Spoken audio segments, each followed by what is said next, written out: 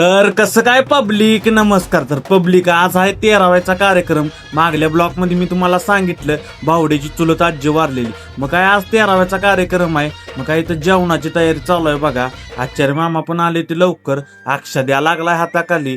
भावड्या गोरकी चटणी फोडायला लागली ती. इथं आजा बटाटू धुवायला लागलाय. इकडं आज 13वीचा विधी चालू आहे ती. बामण काका पण आलेलं, विधी आज चालू आहे ती. मग काय चिवडीला कालवा करायला लागल्या हो सगळीकडे. मग तिला जरा काकतच उचलून घेतली. सारखी इकडं तिकडं पळत्या, कुठं तर पडली म्हणजे उगच.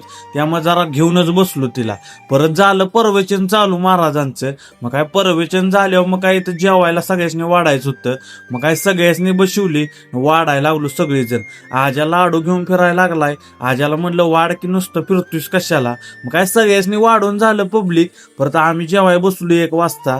मग अक्षा बघा कसा खायला लागलाय. अक्षाला म्हणलं लय कट घेऊ नकोस, उगाच कसा आहे उन्हा पानाचा दिवस आहे ती. मग काय साखऱ्या पण वाढायला लागलाय. सगळं जेवून झालं पब्लिक. परत मंदिरात येऊन सगळेजण बसलो. मग प्रायट पण आणलं. प्रायट आणल्या मग भावड्याला म्हणलं ये की तू पण प्याला. भावड्या बाहेरच होता हो.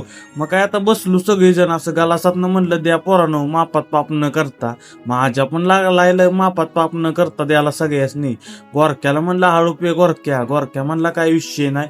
मग संध्याकाळी होतो जरा परवेचन विधी 13वीचं कार्य. कुणाचं उसनं पैसे घेऊन कार्य करायचं नाही. जेवढी आपली ताकद असेल तेवढं. असलेली म्हणजे असलेली का नसलेली, ह्या असलेली संपत्ती विनियोग करा, म्हणजे खर्च करा. आजच्या कार्याला कर्ज काढायचं नाही. का कर्ज काढायचं नाही? ती जन्माला आलेली माता किंवा वडील ती म्हणते ती आजचं माझं कार्य म्हणजे 13वीचं कार्य माझं पोरग करतंय, पण उसनं पैसे मागतंय. या उसनं पैसे घेऊन आजचं कार्य करायला गेलं तर त्या गेलेल्या जीवाला वाईट वाटतं. का म्हणते उसनं पैसे